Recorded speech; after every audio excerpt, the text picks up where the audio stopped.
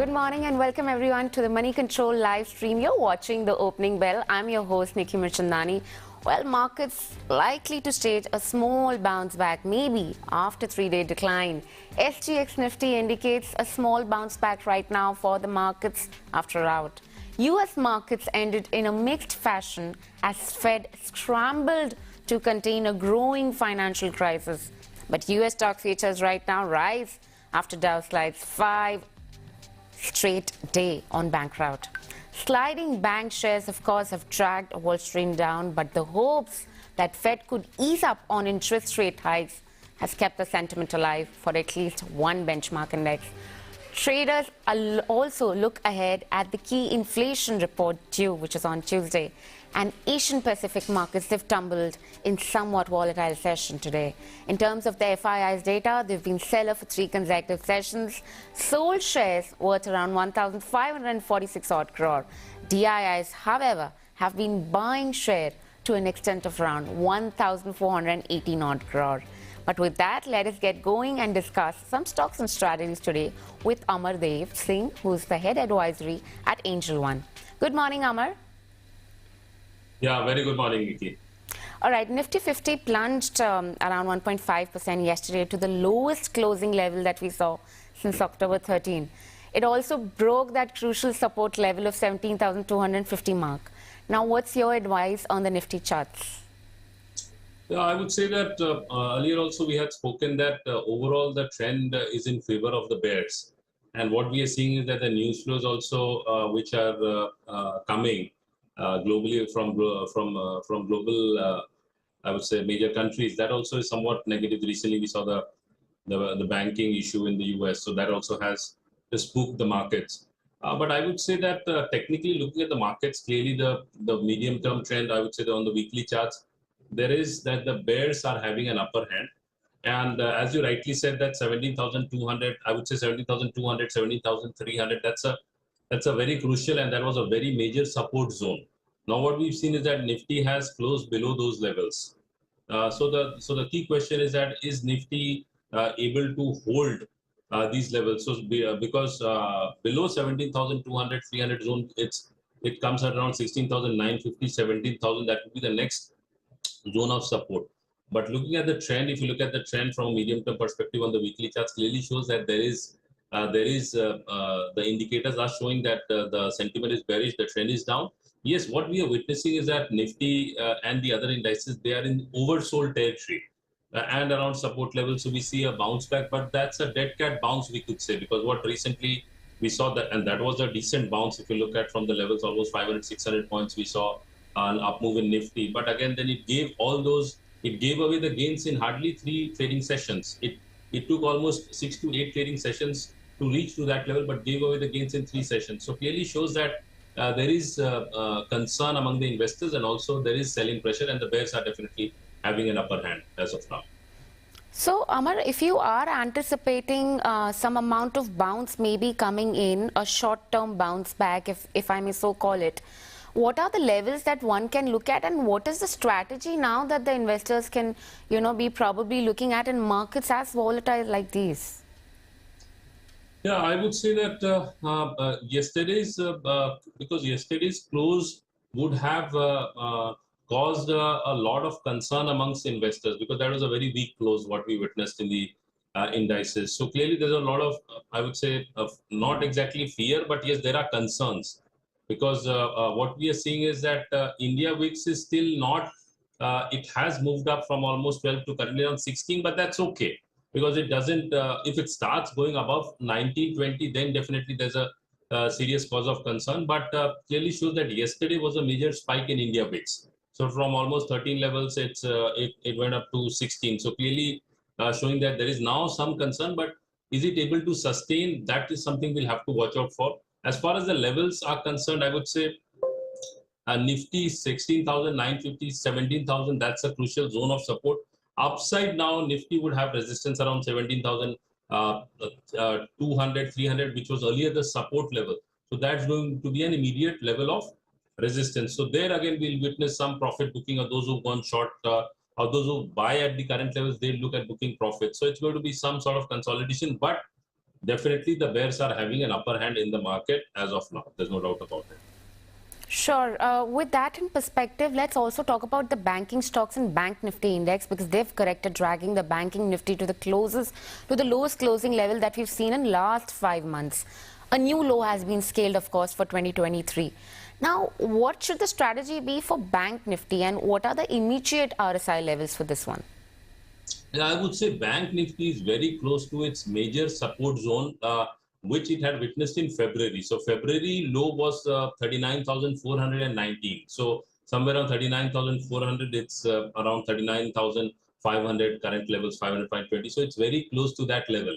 So if it breaches 39,400, where there is a very high possibility of it being breached, because technically again bears are comparatively stronger, and here Bank Nifty is appearing more weaker because some of the technical indicators, they are more negative in Bank Nifty as compared to Nifty. So trading below 39,400 means that there is significant scope for correction in Bank Nifty towards 38,000, 38,500 levels. So one should look at some shorting opportunities on the higher side. If you look at it, somewhere around 40,000 would be a level of resistance, immediate level of resistance, 400, 500 points higher, where Bank Nifty would meet with resistance. And on the downside, as I said, 39,400 would be an immediate level of support. Below that, it would be 39,000 level. So it's going to be more of a selling pressure in the markets. But since the market is at crucial levels, we could witness a bounce back. But please don't read too much into the bounce back until unless we see a sustained recovery over a few days. And also the technical indicators, the weekly charts clearly show that there is that the bounce backs are not going to last. Right, that's clearly a bearish call coming in. Of course, the selling was seen across sectors with major correction scenes in banking, financials, autos, and reality stocks. With that in mind, is there any place to hide where we can still scale significant amount of profits? I would say if we look at some stocks, like Britannia is one stock which has consolidated. So after a steep correction from 4,700 levels, currently it's around 4,300 levels. Technically, it's very strong on the long-term charts. So this is one stock one can definitely. Currently, it's around 4,300 odd levels. Any pullback, because it has got major support zone coming around 41, 4,200 levels. So any slight correction in this stock can be used as a buying opportunity for an upside up move towards 4,600 level. So this is one stock one can definitely look at in such a market. But one needs to be slightly cautious on the buying side. So apart from Britannia, any other strategies, any other stocks, counters that one can look at? Yeah, I would say that another stock which one can look at is ITC is one stock again, which has been holding firm. It hasn't corrected. So clearly when stocks are holding out in such markets, that clearly reflects that there is inherent strength, and also investors are comparatively more positively attuned towards such stocks. So ITC is one stock, currently it's around 385 odd levels. So any pullback in the stock, because if you look at the stock has got very strong support zone coming around 370 odd levels. So any pullback towards 370 can be used as a buying opportunity. But one needs to remember that again, it's going to be a trading range, 360 on the downside and 395, 400 on the upside. But since the trend is very strong in ITC from a medium-term, long-term perspective, so any dip in the stock can be used as a buying opportunity. So ITC is one and Britannia is the other one. Okay, Amar, just quickly, 30 seconds on this one before I address the stocks and news for the day. What do you make out of Tech Mahindra? Because that was the stock which held, the fort in green after the mayhem that we saw in the markets yesterday. Any more further upside to that one? Yeah, I would say that Tech Mahindra has witnessed a good up move from almost 1,050 odd levels to close at 1128. Whether it's a dead cat bounce or whether the stock is able to hold above, because if you look at it earlier also in February last month, it had made a high of 1156, and from there it had come down to 1,040 odd levels. Again, yesterday it made a high of 1164 and currently it's around 1123. So it has to sustain above 1150. But again, I would say that the long-term charts, on the monthly charts, Tech Mahindra doesn't seem to be going up in a hurry. So it's going to be more of consolidation, 1150. If it reaches that level, then we could see the stock heading towards 1200. But again, on the downside, 1050, 1000, 1050. So it's more of a range play in Tech Mahindra. All right, so range play coming in for Tech Mahindra, but ITC and Britannia can probably get you some profits out there with the levels that Amar has suggested. I'm going to quickly address an important one for the day. In bunch of stocks, we'll be addressing Sona BLW Precisions, Tata Motors, Lemon Tree, and Adani. This one is important one, Sona BLW Precisions now. Pre-opening indicative price is almost 1% higher. Blackstone has divested around 20% stake in the company. So that's a big one coming on. You have a bunch of names like Monetary Authority of Singapore, Government of Singapore, BNP Paribas, which have actually checked into the counters. So do keep an eye out on this one. But CLSA suggested a buy rating, but it's cut the target price. It says that the recent underperformance that has come in from stocks is due to the concerns of continuity of management post Blackstone exit. That doesn't get taken care of. Exactly the same concern stays for the company. CLSA on Lemon Tree, roadshow out there, hotel stocks. Demand is expected to grow at 12%. Supply is short. ARR growth is expected to be around that 10-15 CAGR. EBITDA margins continue to be around that 50% levels or so, aims to be debt-free within 4 years. So clearly, a very positive commentary coming in for Lemon Tree per se. Also, if you talk about Tata Motors, Nomura has come up with a report where it suggested a buy and spoken about JLR order book, which remains pretty much healthy with steady improvements. Management believes that the Q1 commercial vehicle volumes can be impacted. Now, this impact is coming in due to the pre-buying that has happened in 4Q. But it expects this to stabilize from second quarter of the next financial years. Also, Adani, nothing new, but Ministry of State of Finance has reiterated that the volatility does not impact at the systematic level. Pretty much remains the same, remains to be seen how Adani group of companies behave. But we're going to be quickly waiting on the sidelines for the market to open just to see if we're staging some amount of small bounce back from 3 sessions decline. So Nifty 50 there. We are looking at gains coming in, maybe a flattish session of trade with positive bias. Remains to be seen how the day plans out, goes out to the entire day. Nifty 50. Positive bias out there. Let's look at banking Nifty levels. That's the level that we'd be looking at. We've seen more bearish indicators coming in for bank Nifty out there. Positive bias, maybe flattish undertone. So it seems like, it's a nothing sort of a day, at least when it comes to the opening. But the good part is that the US banking crisis haven't really spilled off on Indian equity markets, at least when it comes to the opening level. Not to do with the day, but just the opening levels. The mid-cap 100 index, the broader index rather, has also, it's showing some amount of flattish to positive bias out there. And the small cap index too, 0.2% on this one. Relatively better momentum building in and the opening deals for this one, small cap index. But overall, if you look at the market momentum, it remains to be a nothing sort of a day, at least when it comes to the opening. In terms of the IT index, it's down and out by 0.2% out there. So clearly we're looking at the trend now going a little probably negative. In terms of the advances and declines, we're seeing 45 declines and 4 advances. So the market breadth is negative right now. Nifty Metal Index, we saw some recovery in the opening deals yesterday, but again, participated into the sell-off, 0.25%. So 0.3% gone out on that one. Nifty Pharma Index is holding the fort right in green. So some amount of defensive play out there, 0.2% of a gain on this one. Nifty Reality, well, a flattish session. So banking index is not doing anything. Reality index isn't doing anything. If you also can look at the Nifty Auto Index, Nifty FMCG now, that one also has probably succumbed to the selling pressure. So it's probably a very flattish sort of a day coming in for the markets, at least when it comes to the opening. Mixed global cues at play. Macroeconomic data slated to be released in this week. Clearly, market participants are right now waiting at the sidelines for the market momentum to build in a certain direction. But if you can quickly address the top gainers and the top losers out there, just to understand where the momentum is right now building up, we're clearly seeing advances, just 4 of them, versus declines, 45. So there is significant amount of weakness which has, is creeping into the market and continues to be so. DRL, L&T and Titan. These are the top three on the gaining list. Of course, ITC, Britannia, Hindalco, these ones are also on the top gaining side of the markets right now.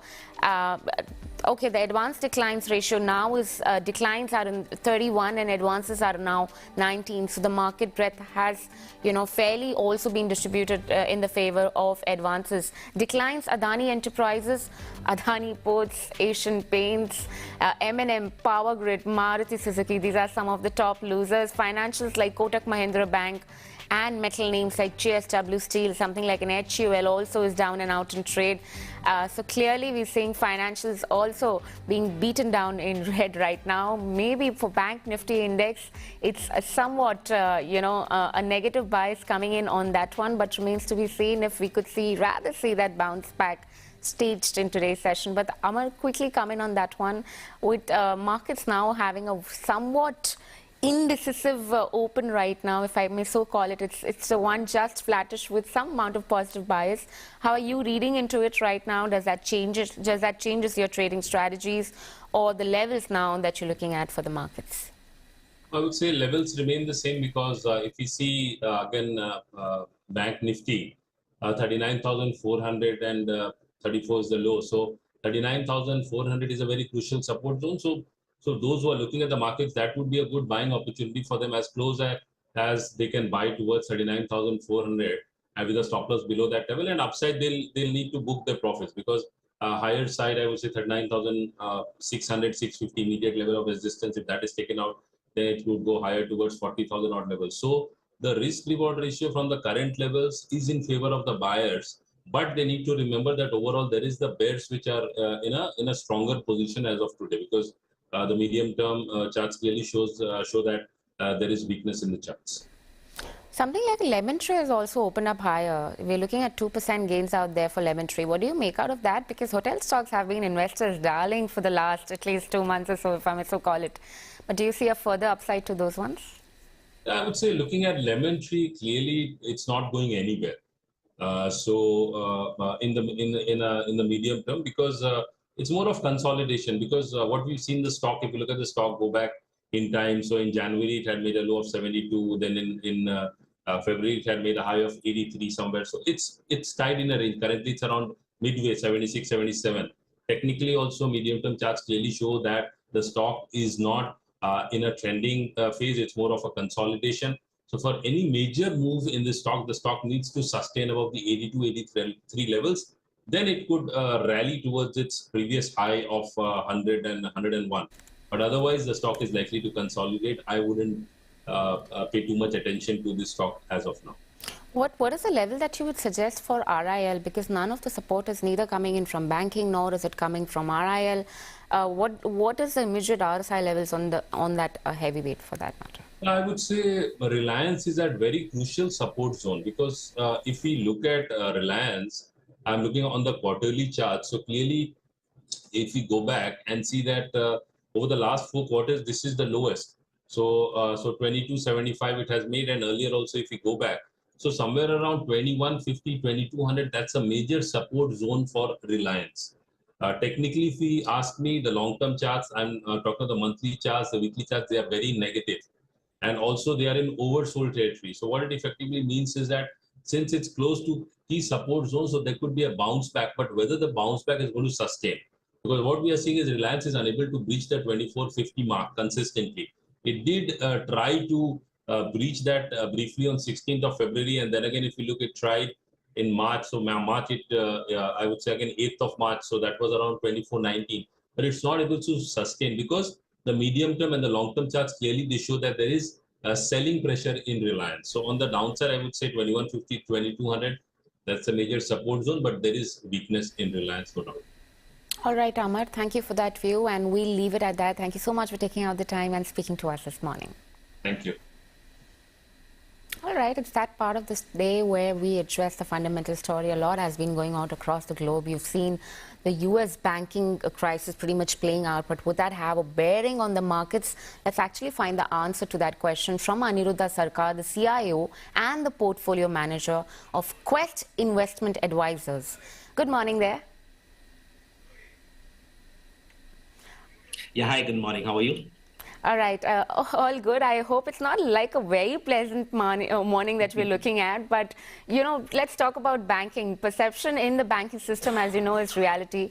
Do you think SVB collapse and the US banking crisis has any bearing on Indian equity markets? PSU bank stocks were amongst the worst performers on Monday. You think that rubbing was justified? See, I would say, in the market, something which really works is investors' sentiments is something which comes first. And, only after the initial reaction, which comes from the sentiments, only after that you get to see the real logic or the fundamentals coming into picture. Now, if you see what happened in the SVP case, it was not something wherein the bank went overboard in the lending and, there was a big hole in the balance sheet. It was basically a basic error on the part of the management to match the assets and the liabilities, the ALM mismatch, which we call. Now, that is something which I would say is not a very, very fundamental reason for the whole banking system, even in the US, to fall. This is something which can be addressed by the US Fed much easily.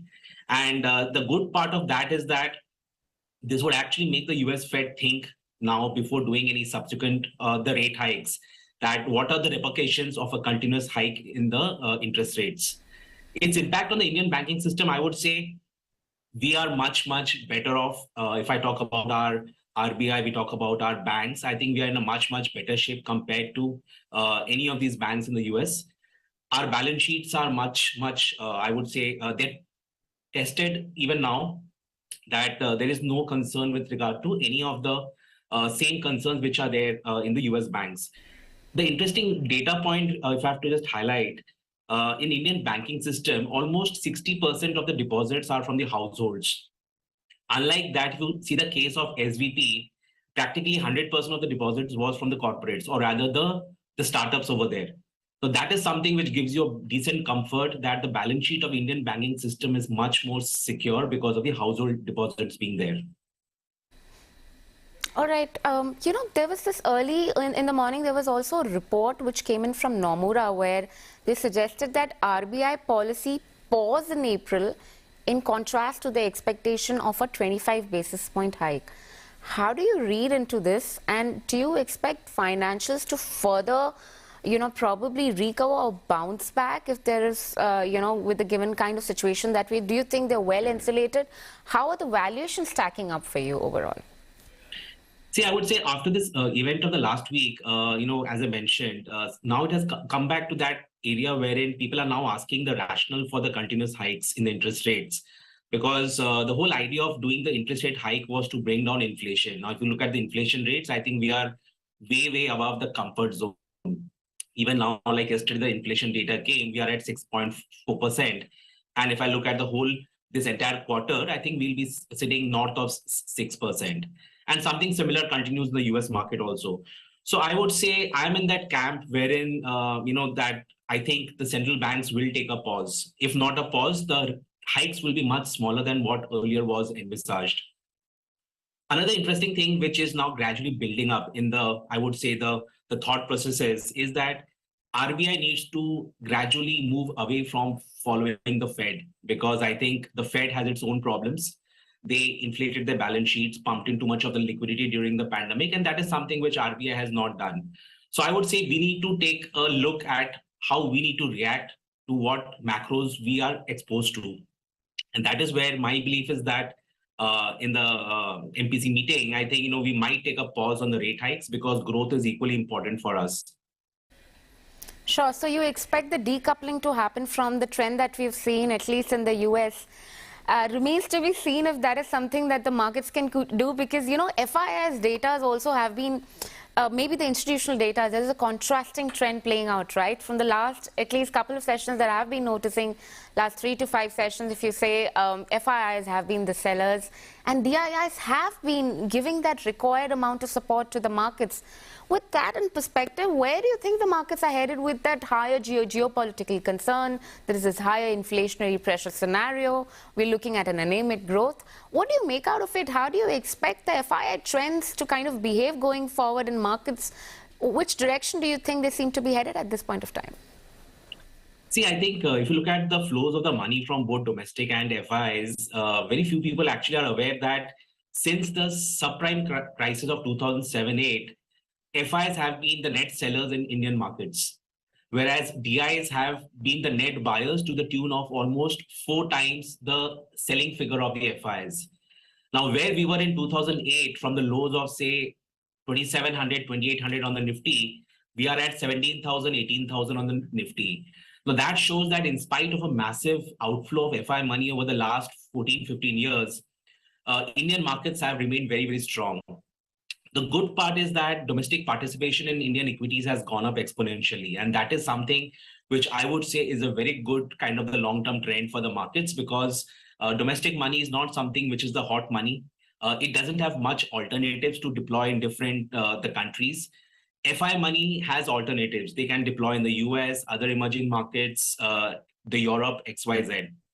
Now, that is something which I would say the domestic money does not have an alternate investment option. And that is the reason, if the domestic participation is going up via the mutual funds, direct equity, PMSs, AIFs, I would say that's a very healthy sign.